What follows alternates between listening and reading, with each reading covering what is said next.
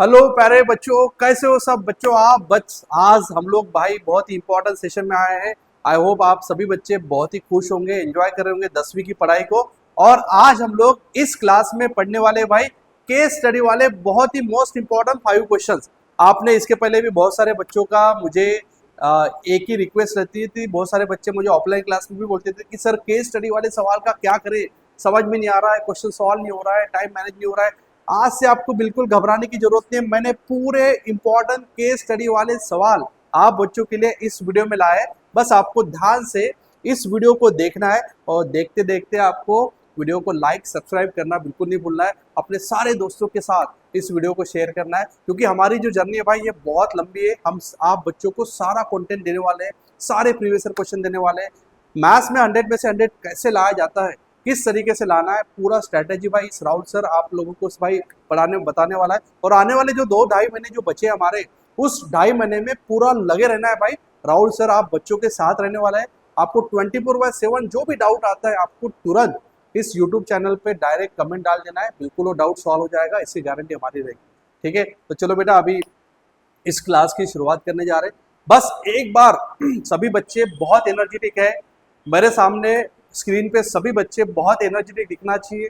ऐसा दिखना चाहिए कि भाई फ्रेश में एकदम अर्ली मॉर्निंग हम लोग क्लास को अटेंड करने जा रहे हैं। और एक बात बिल्कुल नहीं भूलना है कि भाई जब क्लास अटेंड कर रहे हो आप लोग, तो पूरा ध्यान आपका जो माइंड है भाई, आपके जो आंखें हैं, आपके जो कान है, पूरे पूरा 100% आपका ध्यान मोबाइल की तरफ होना चाहिए, यूट्यूब चैनल और लेक्चर की तरफ होना चाहिए।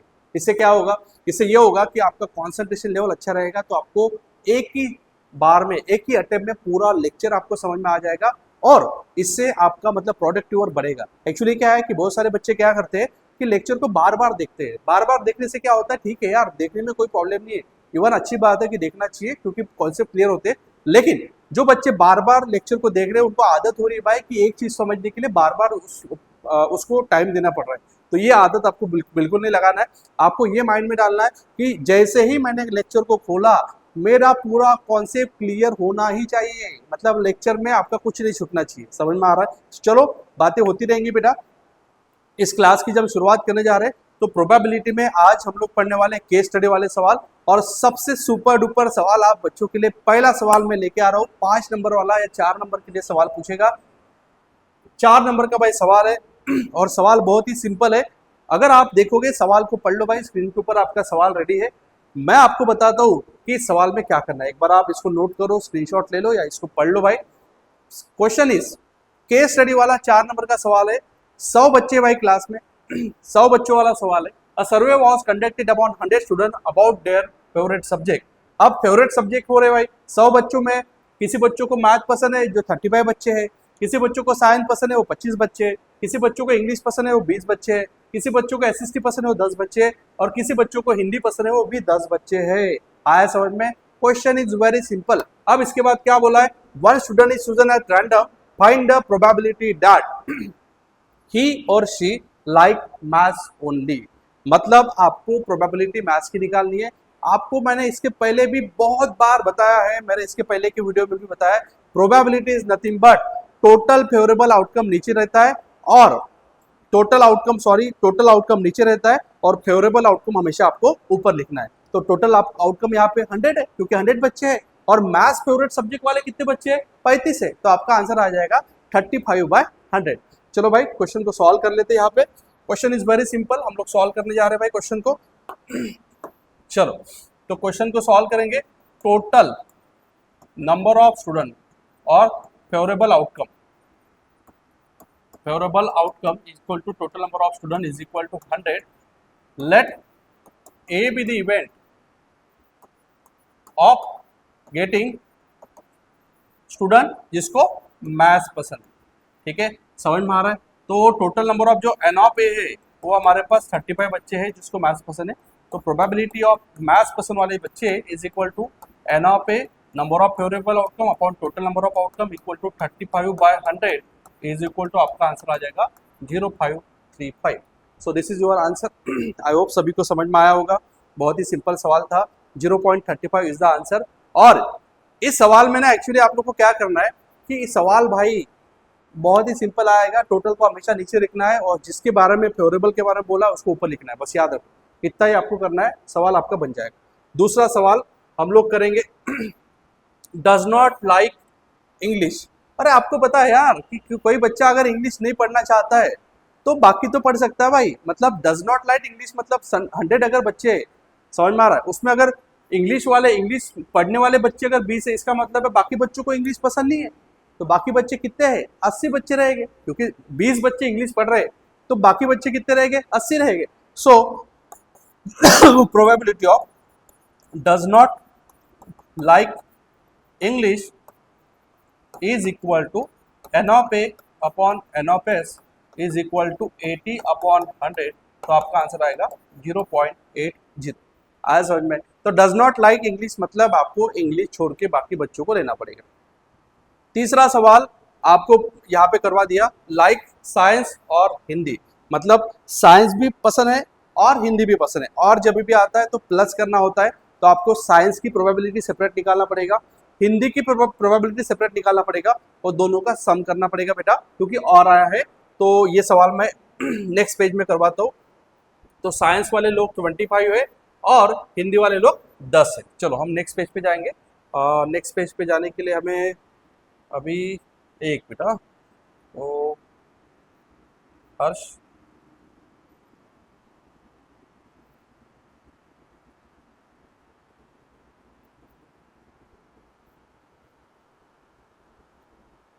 से हो,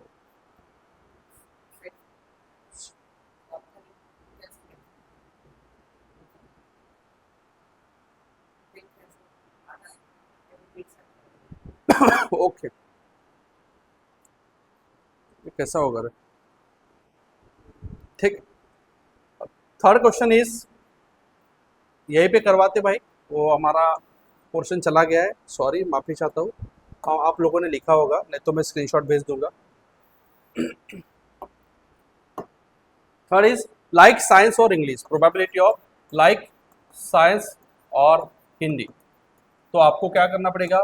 प्रोबेबिलिटी ऑफ साइंस सेपरेट करना पड़ेगा और प्रोबेबिलिटी ऑफ हिंदी को सेपरेट करना पड़ेगा, और अगर आर आता है तो आपको प्लस करना है।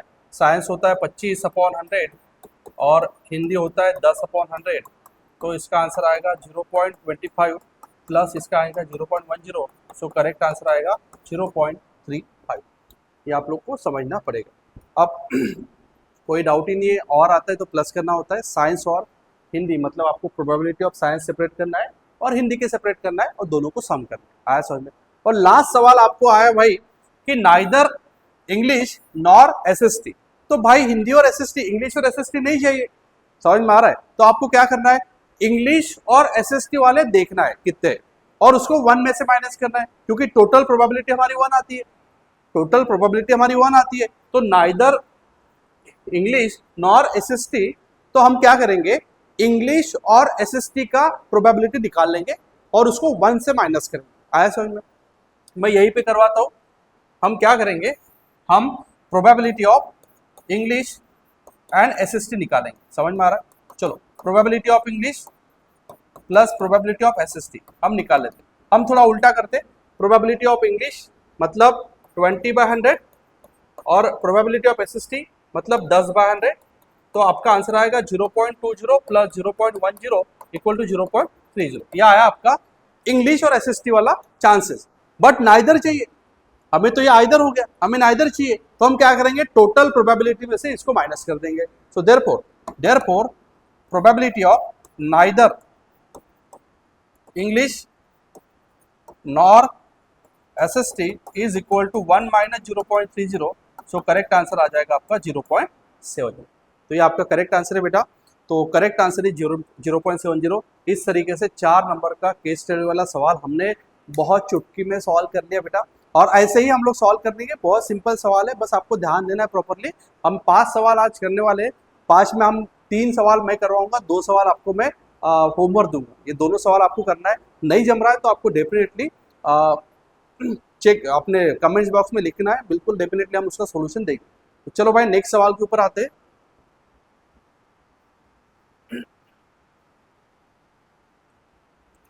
सेकंड नंबर का सवाल आपके सामने रेडी है बेटा। क्वेश्चन इज वेरी सिंपल, आपको देखते देखते आंसर मिल जाएगा। क्वेश्चन में बोला क्या है देख लो एक बार। सॉल्यूशन जब शुरुआत करने जा रहे हैं तो उसके पहले हम क्वेश्चन को पढ़ेंगे भाई।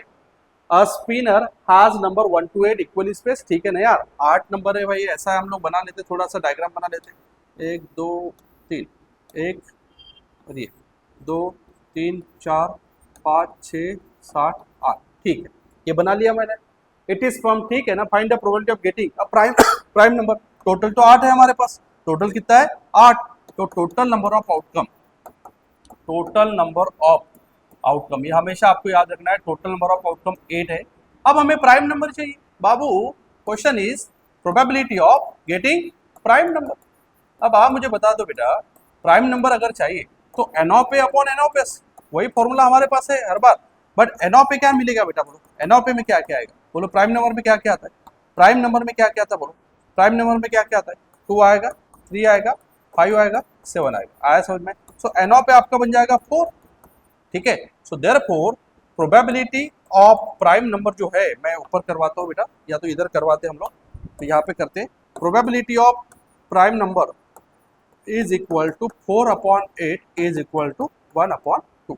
बहुत ही चिल्लर सवाल है कि टोटल नीचे आएगा और टोटल में से 4 प्राइम नंबर ऊपर आएगा, बड़ा सिंपल सवाल है। मल्टीपल ऑफ 3 में, 3 में के मल्टीपल में कौन पर आएगा, 3 और 6 आएगा, ठीक है। So probability of multiple of 3, multiple of 3 is equal to n of A upon N of S.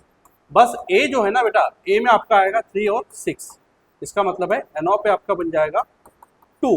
So therefore probability of multiple of 3 is equal to 2/8 is equal to 1 upon 4। देख लो बेटा, बहुत ही सिंपल है, आई hope सभी को समझ में आया होगा, और बहुत ही इंटरेस्टिंग सवाल है और मजा आ रही है भाई आज क्लास में, इस तरीके से हम करेंगे। तीसरा, number less than 4, less than 4 में कौन कौन आएगा, 1 2 3, तो what is the answer, 3/8, answer क्या आएगा 3/8, ठीक है। तो थर्ड सवाल भी मैं यहाँ पे आपको करवा के देता हूँ, probability of number less than 3, less than 4, sorry माफी चाहता हूँ, लेस देन 4 है भाई, तो इसमें आंसर आएगा 1, 2, 3, सो देयरफॉर 3/8। एंड लास्ट में an even number, probability of an even number, तो फॉर्मूला तो सेम रहेगा बेटा, N of A upon N of S, but A जो रहेगा वो रहेगा 2 4 6 8, तो आपका आंसर आएगा 4 upon 8 is equal to 1 upon 2। इस तरीके से हमने सेकंड सवाल भी बहुत ही चुटकी में सॉल्व कर लिया, आपको समझ में आ गया होगा बेटा। सेकंड सवाल इज ऑल्सो वेरी सिंपल और बहुत ही इंटरेस्टिंग था। 8 हमारे पास टोटल नंबर थे, तो जिस तरीके से बोला हो, फेवरेबल ऊपर रखा, टोटल को हमने नीचे रखा। आप बच्चों को ये क्वेश्चन को पूरा लिखना है, जिन बच्चों को लगता है स्क्रीनशॉट लेना है स्क्रीनशॉट ले लो, जिसको अगर सेव करना है आप सेव करके रख सकते हो। हम नए सवाल के ऊपर जल्दी आएंगे बेटा, क्योंकि हमें बहुत सारे क्वेश्चन प्रैक्टिस करना है और कंप्लीट भी करना है, तो हम नेक्स्ट सवाल के ऊपर जाते हैं।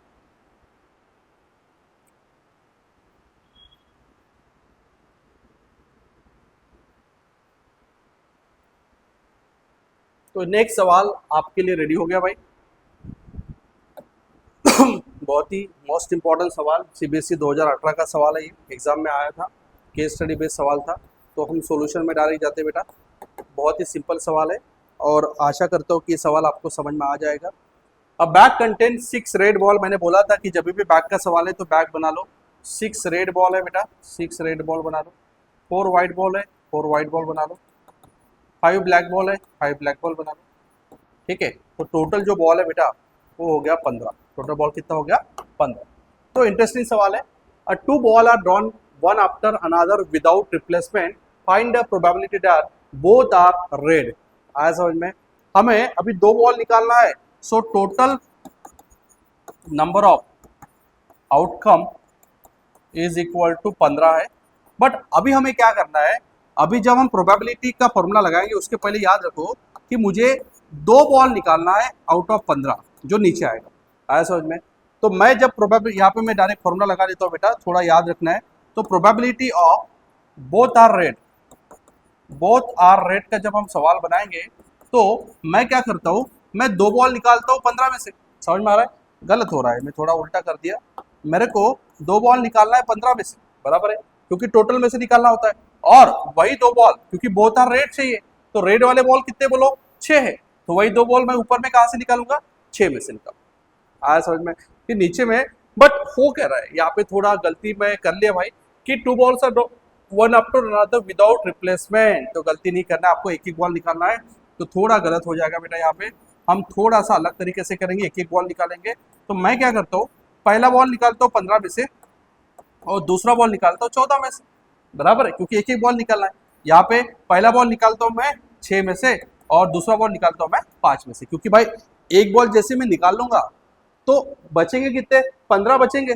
पहले 15 था, फिर 14 बचेंगे ना, एक तो निकाल दिया विदाउट रिप्लेसमेंट है। बट अब रेड में से निकालना है तो ऊपर 6 रेड है, फिर एक चला गया रेड, तो बचेगी कितना रेड, 5 बचेंगे। तो इस तरीके से आपको सब सवाल करोगे तो 6 इंटू 5 अपॉन 14 इंटू 15 इंटू 14 ये आपका आंसर हो जाएगा जब इसको सॉल्व करोगे। 15 इंटू 40, तो इसको सॉल्व करोगे 5 1 जा 5 3 जा 3 1 जा 3 2 जा 2 1 जा 2 7 जा, सो आपका आंसर आ जाएगा 1/7। दूसरा, both are white, both are white बोल दिया बेटा, तो probability of both are white, तो एक बॉल निकालूंगा 15 में से, एक बॉल निकालूंगा 14 में से, एक बॉल निकालूंगा व्हाइट, व्हाइट कितने बेटा मेरे पास 4 है, तो एक बॉल 4 में से निकालूंगा, दूसरा बॉल 3 में से निकालूंगा, है कि नहीं। एक्चुअली वो कह रहा है कि मेरे पास अगर 15 बॉल है तो 15 में से एक निकाला, फिर 14 बचे, फिर 14 में से एक निकाला, वही किया मैंने। बट ऊपर में स्पेसिफिकली मेरे को व्हाइट से निकालना है, तो 4 व्हाइट है, 4 व्हाइट से एक निकाल दिया, अब बचेंगे कितने व्हाइट, 3 बचेंगे, तो 3 में से निकालना पड़ेगा, ठीक है। तो आपका आंसर आएगा 4 इंटू 3 अपॉन 15 इंटू 14। सो इसको सॉल्व करोगे 3 1 जा 3 5 जा और 2 2 जा 2 7 जा, तो आंसर आएगा 2/30। अब बात ये आती है कि सर कॉम्बिनेशन सॉल्व कैसे करते हैं, थोड़ा सा ये भी मैं बेसिक बता देता हूँ कि कॉम्बिनेशन सॉल्व कैसे करना है, ठीक है। अब देखो देखो ध्यान दो बराबर, जैसे मेरे को ये दे दिया, तो इसका मतलब है कि ऊपर में 15 इंटू 14 करना है, मतलब 2 बार रिड्यूस करना है और इसको 1 तक रिड्यूस करना है। मतलब समझ में आ रहा है कि मैं क्या करूँ, जैसे ये दे दिया तो 3 जो है ना, 3 नीचे जो नीचे रहता है उसको 1 तक रिड्यूस करना होता है, 3 इंटू 2 इंटू 1, और 6 को 3 बार रिड्यूस करना, तो 6 इंटू 5 इंटू 4। तो इस तरीके से आपको कॉम्बिनेशन सॉल्व करना होगा, ठीक है। तीसरा, डिफरेंट कलर, सब डिफरेंट कलर के चाहिए, तो इसमें थोड़ा चांसेस अलग अलग आएंगे, डिफरेंट कलर वाले चांसेस थोड़ा अलग अलग आएंगे। आप बच्चों को इसको भी प्रॉपर देखना है कि डिफरेंट कलर वाले के चांसेस क्या क्या है, प्रोबेबिलिटी ऑफ डिफरेंट कलर।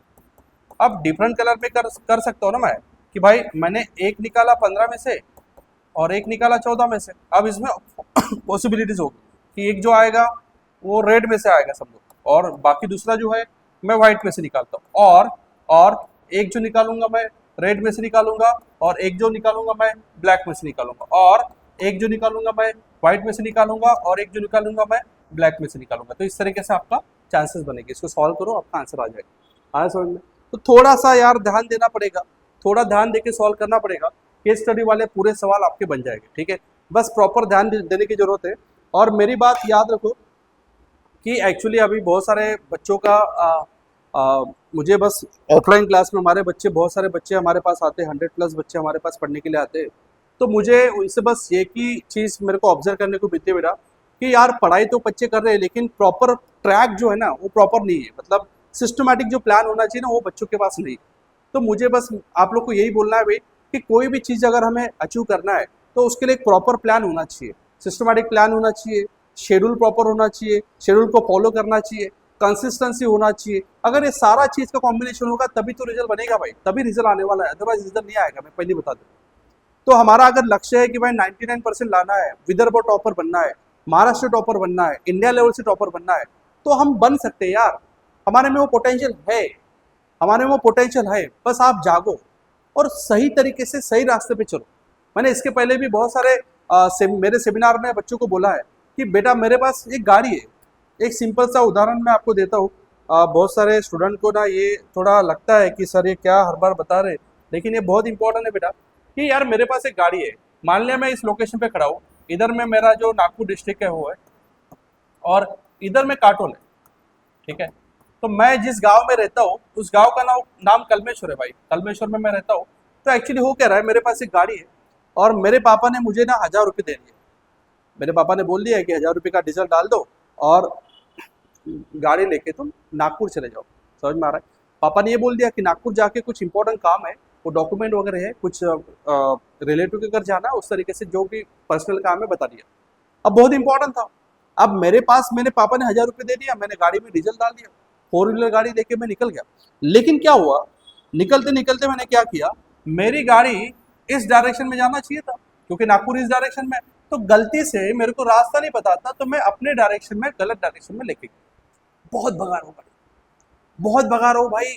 1000 का पेट्रोल डाल दिया, 1000 का डीजल डाल दिया, और मैं उसमें डीजल डाल दिया। मैं यही सोच रहा हूँ कि मैं अभी तक पहुंचा क्यों नहीं नागपुर। अरे कैसे पहुंचूंगा भाई, मेरा प्रोसेस गलत है, मेरा डायरेक्शन गलत है, समझ में आ रहा है। और उसी जगह पे अगर मेरा एक, मेरे छोटे भाई को मेरे पापा ने बोल दिया कि बेटा ले 100 रुपये का अपने गाड़ी में पेट्रोल डाल, 100-200 का पेट्रोल डाल, 2 व्हीलर से तू नागपुर जा।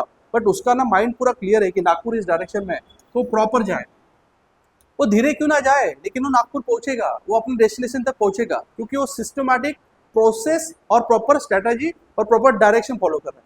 आया समझ में। मेरे पास ऐसी कोई डायरेक्शन नहीं है, मैं बहुत पैसा लगा रहा हूँ, मैं बहुत सारे बुक्स लेके आ रहा हूँ भाई, बहुत सारे टेस्ट सीरीज लगा दिया। हाँ, घर पे भाई पूरा अच्छे से फैसिलिटी है, एसी लगा दिया, बहुत अच्छे से पढ़ाई कर रहा हूँ, सारा सिस्टम, एक टैब है मेरे पास पढ़ने के लिए। हाँ, सब है, सब फैसिलिटी दे दिया मेरे पापा ने, लेकिन मेरा स्ट्रैटेजी गलत है, मेरा प्रोसेस गलत है, मेरा डायरेक्शन गलत है, तो कहाँ से रिजल्ट बनेगा भाई, रिजल्ट नहीं बन पाएगा। आया समझ में। तो एक सिंपल एक लॉजिक लेके चलो, कोई भी चीज अगर आपको अचीव करना है तो एक systematic plan is very important. समझ में आ रहा है।